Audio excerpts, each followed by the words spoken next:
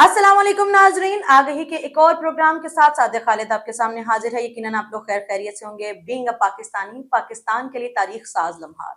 27 साल बाद पाकिस्तान में शंघाई ताउन की तंजीम का इजलास कॉन्फ्रेंस का मुनक्कद होना एक इंतहाई खुश आइंद अमल था। वस्त एशिया तमाम ममालिक के सरबराहान पाकिस्तान में मौजूद थे।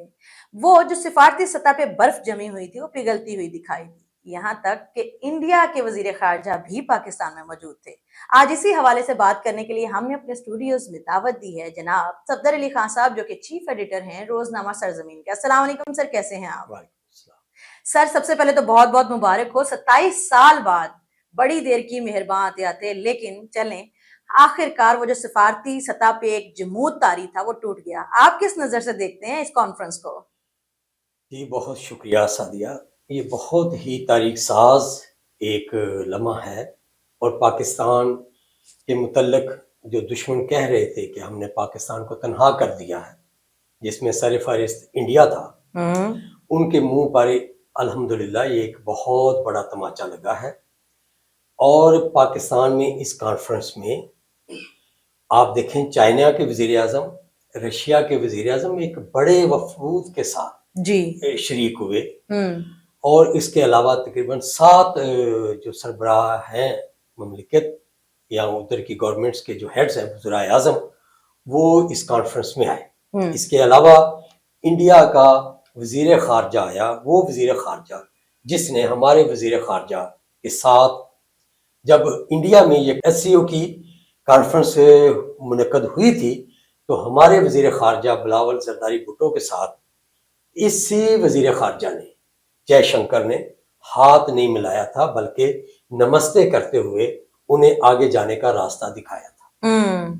तो आज वही वजीर खारजा इधर लाइन में लग के खड़ा हुआ था। तो ये हमारे लिए बड़ा एक अहम मौका था।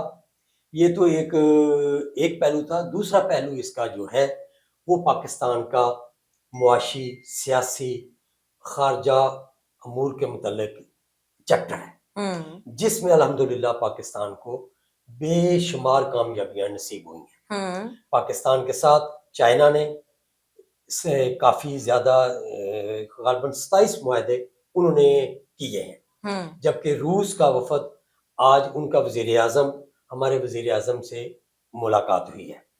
और वैसे रशिया के साथ भी बार्टर लेवल पर एक तिजारत का मुआहदा होने का इम्कान है और उस पर पहले से भी कुछ अमल हो रहा है। मेरा ख्याल है कि उसमें वसअत दी जाएगी। दीगर ममालिक ने भी पाकिस्तान के साथ कोऑपरेशन के जो रास्ते हैं वो निकाले हैं और इससे पाकिस्तान को मुआशी तौर पर बेइंतहा फ़ायदा होगा। हमारी गवर्नमेंट ने, हमारे दीगर जो अदारे हैं, ख़ासतौर पे हमारे आर्मी चीफ जो हैं, उनका इस कारकर्दगी में बहुत ज़्यादा उनका हिस्सा है और पाकिस्तान को सियासी मसाइल का जो सामना है, जिसकी वजह से हमें ये इतराज़ सुनने को मिलता है कि जब तक सियासी तौर पर मुल्क में अमन अमान नहीं होगा तो हम दीगर ममालिक के साथ कैसे कोई मुआहदे कर सकते हैं। इस चीज़ को भी शिकस्त हुई है। पाकिस्तान में अल्हम्दुलिल्लाह दीगर ममालिक ने ट्रस्ट दिखाया है और हमारी सिक्योरिटी को और हमारे जो हालात हैं उन पर उन्होंने यकीन का इजहार करते हुए पाकिस्तान के साथ मुआहदे भी किए हैं और पाकिस्तान में उन्होंने आकर स्टे भी किया है और जो भी वापस से जा रहा है या गया है वो पाकिस्तान की तारीफ करता हुआ नजर आया है। तो मैं समझता हूँ कि पाकिस्तान ने इस कॉन्फ्रेंस से बहुत कुछ हासिल किया है और ये वाकईतन हमारे लिए एक खुशी का मकाम है। बेशक सर, जानना ही चाहूंगी, अभी जयशंकर साहब की बात हो रही थी जो इंडियन वजीर खारजा हैं। 1 साल पहले SCO कॉन्फ्रेंस हुई तो इनका बयान था कि पाकिस्तान इर्रेलेवेंट है। पाकिस्तान को इंतहाई गैर अहम करार देने वाला वही शख्स आज पाकिस्तान में आने पे मजबूर हो गया। जैसा कि आपने अभी तस्करा किया कि पाकिस्तानी वजीर खारजा के साथ बदतमीजी या बुरा सलूक करने वाला या हाथ ना मिलाने वाला शख्स आज जब यहाँ पाकिस्तान में आता है तो पाकिस्तान का वजीर आजम उसको बढ़ के वेलकम करता है। इस सारे सिनेरियो के ऊपर आपकी क्या राय है? मैं समझता हूँ पाकिस्तान ने अल्हम्दुलिल्लाह कभी भी कोई ऐसे ये हरकत नहीं की जिससे हमारी कौम जो है लट डाउन हो। मेहमान, आए हुए मेहमान को इज्जत देना یہ شرفا کا ہمیشہ سے وتیرہ رہا ہے. جے شنکر نہیں ویسے دیتا. وہ شرفا میں آتے بھی نہیں ہیں نا. آپ یہ بھی تو کہیں کہ دنیا نے ان پر تنقید کی تھی, اور پاکستان کے وزیر اعظم کا ان سے ہینڈ شیک کرنا, ان کے ساتھ تصویر اتروانا, اس کا ریوارڈ یہ ہے کہ جے شنکر نے اپنے ایکس ٹویٹ میں یہ برملا اعتراف کیا ہے کہ پاکستان نے بے انتہا میزبانی اور ہاسپٹیلٹی کا مظاہرہ کیا ہے, اور وہ پاکستان کو کے متعلق کوئی نیگیٹو بات اپنی تقریر میں بھی نہیں کر سکتے. آپ کو معلوم ہونا چاہیے کہ انڈیا کا کوئی بھی عہدیدار جب بھی کسی بھی عالمی فورم پر تقریر کرتا ہے تو وہ پاکستان میں کیڑے ضرور نکالتا ہے. لیکن اس موجودہ کانفرنس میں شنگھائی تعاون تنظیم کے جو یہ اجلاس تھے, اس میں انڈین پرائم وزیر خارجہ کی اگر آپ تقریر سنیں تو اس میں پاکستان کے متعلق ایک بھی نیگیٹو لفظ استعمال نہیں کیا گیا. اس کی وجہ یہ بھی تو ہو سکتی ہے نا کہ وہ آپ کے گھر میں آئے ہوئے ہیں تو مجبوراً انہوں نے اپنے آپ کو اچھا پیش کیا. میں سمجھتا ہوں کہ نہیں, اچھا, یہ پاکستان کے مقام کو اکنالجمنٹ ہے. اچھا, پاکستان کی جو دفاع جس طرح مضبوط ہے, اور پاکستان نے عالمی سطح پر جس طرح اس کی ضرورت ہے.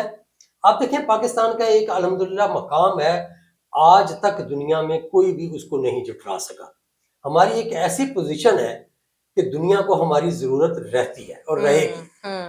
ہمارے ایک طرف رشیا ہے, ایک طرف چائنا ہے, ایک طرف مڈل ایسٹ ہے, انڈیا ہمارا ہمسایہ ہے, افغانستان جیسے مسائل اسی بارڈر پر ہیں, تو پاکستان کو کیسے کوئی دنیا اگنور کر سکتی ہے؟ تو پاکستان کو صرف اپنی سفارتی جو پالیسیز ہیں, فارن افیئرز کی جو پالیسیز ہیں, وہ تھوڑی بہتر کرنی ہوں گی, تو پاکستان اپنا مزید اس سے بہتر پوزیشن کا حقدار ہے. جو ابھی شہباز شریف نے پالیسی امپلیمنٹ کی ہوئی ہے اس کے بارے میں آپ کیا کہیں گے؟ میں سمجھتا ہوں کہ ان کی پالیسیز جو ہیں وہ اب رنگ دکھا رہی ہیں, اور جو محنت کی ہے اس میں آپ اپنی پاک افواج کے سربراہ کو بھی ضرور اس پہ ایکنالجمنٹ دیں. ان کا بھی کردار جو ہے وہ سپورٹنگ کردار ہوتا ہے. ہمیشہ پرائم منسٹر کو ایک سپورٹنگ کردار چاہیے, تبھی وہ دنیا کی آنکھوں میں آنکھیں ڈال کر بات کر سکے گا. جب گھر سے پذیرائی ملتی ہے تو اب تبھی باہر سے بھی کچھ حاصل کر سکتے ہیں. بالکل. تو ہمارے یہ جو اس وقت جو سسٹم ہے جو چل رہا ہے یہ بہت خوش آئند ہے, اور اس سے انشاءاللہ العزیز پاکستان کو مزید ترقی اور خوشحالی کے مواقع جو ہیں وہ ملیں گے انشاءاللہ. ہم امید تو یہی کر رہے ہیں. ابھی آپ نے ذکر کیا ہمارے بارڈرز کا کہ ایک طرف رشیا ہے اور ایک طرف چائنا, دونوں ویٹو پاورز سپر پاورز ہیں اور دونوں رائیول پاورز ہیں امریکہ کی. تو یہ دونوں ویٹو پاورز کا ایٹ اے ٹائم اپنے بہت بڑے وفود کے ساتھ پاکستان آنا اور پھر پروجیکٹس کے اوپر سائن کرنا, ایم او یوز پہ سائن کرنا, کیا آپ کو لگتا ہے کہ امریکہ یا پھر امریکن بلاک میں کھلبلی مچ سکتی ہے اس سے؟ ایک اور نام آپ بول رہے ہیں, ایران. جی, ایران بھی وہ کانٹا ہے جو دل جزدہ میں چبا ہوا ہے. تو اس لیے یہ 3 ملک تھے ایسے پاکستان میں ایٹ اے ٹائم موجود, جن کا دنیا میں اس وقت ایک منفرد مقام ہے. بالکل.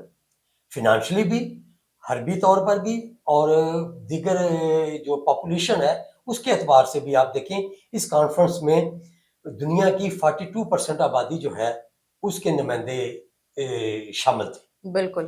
تو اتنی بڑی آبادی کو جب پاکستان نے ہوسٹ کیا ہے تو اس سے یقیناً پاکستان کے قد میں اضافہ ہوا ہے. اور میں سمجھتا ہوں کہ پاکستان کو اپنے ہمسایوں سے, چائنا, رشیا, ایران, اور اس میں انڈیا کو بھی آپ اگنور نہیں کر سکتے, ہمیں ہمسایوں کو ضرور اہمیت دینی چاہیے. اور انڈیا یہ چیز ابھی تک نہیں سمجھ رہا. دنیا کہتی ہے کہ ہمسائے کو نہیں بدلا جا سکتا, باقی چیزوں کو تو بدلا جا سکتا ہے. تو انڈیا کو یہ چیز کبھی نہ کبھی اس بلیو کرنا ہوگی, اور پاکستان کی اہمیت کو اس کو ماننا ہوگا.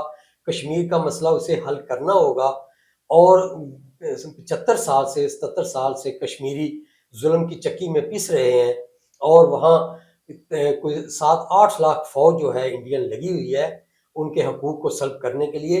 یہ حقوق انڈیا کو آخر کار دینے ہوں گے. سر کیسے ہو سکتا ہے؟ نیپال, بھوٹان جو ان کے ساتھ بالکل ریاستیں ہیں وہ ان سے تنگ ہیں, وہ پریشان ہے. بنگلہ دیش ان سے تنگ ہے. پھر وہاں منی پور جو ہے وہ اپنی علیحدگی مانگ رہا ہے، ناگالینڈ علیحدگی مانگ رہا ہے، خالستان والے جو ہیں پنجاب والے وہ علیحدگی مانگ رہے ہیں. ایسی سچویشن میں جو اپنے ملک کے عوام کو خوش نہیں رکھ سکتے، ان کے ساتھ بنا کے نہیں رکھ سکتے، آپ کیسے ان سے امید کر رہے ہیں کہ وہ اپنے ہمسایوں کے ساتھ بنا کے رکھیں گے؟ یہ اس کی انڈین حکومت کی بدقسمتی ہے ہوں کہ وہ اپنے تمام ہمسایوں سے اپنے جو تعلقات ہیں خراب کر چکا ہے. جی خراب کر نہیں رہا، خراب کر چکا ہے، اور اس کو اپنی پالیسیوں میں تبدیلی لانی ہوگی.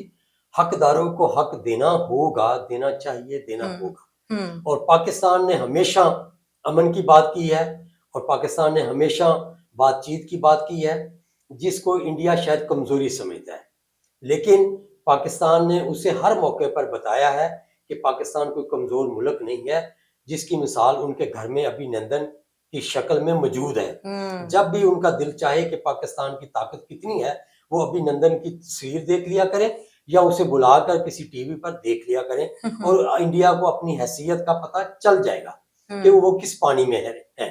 تو پاکستان صرف یہ ہے، پاکستان کی ایک جو اس کی اسٹریٹجی ہے وہ یہ ہے کہ یہ حملہ آور نہیں ہوتے، یہ دفاع پہ رہتے ہیں. تو انڈیا کو یہ ماننا پڑے گا، میں سمجھتا ہوں کہ یہ اس کانفرنس میں آ کے اور جاتے ہوئے جو اس نے ٹویٹ کیا ہے وہ کچھ تو ماننا ہے کہ پاکستان جو ہے وہ ایک بڑا ملک ہے اور پاکستان ایک عزت دار ملک ہے. تو میں سمجھتا ہوں کہ یہ شروعات ہے، یقیناً برف پگھلے گی. صحیح سر، آخر میں جاننا چاہوں گی کہ ایک شخص تھا جو پاکستان کا وزیر اعظم بن کے آیا تھا، اور وہ کہتا تھا کہ پاکستان سفارتی سطح پہ تنہا ہو گیا ہے، پاکستان کا کچھ نہیں ہو سکتا، اور آج پاکستان سفارتی سطح پہ سینٹرل آئی بنا ہوا ہے سب کی اٹینشن کا.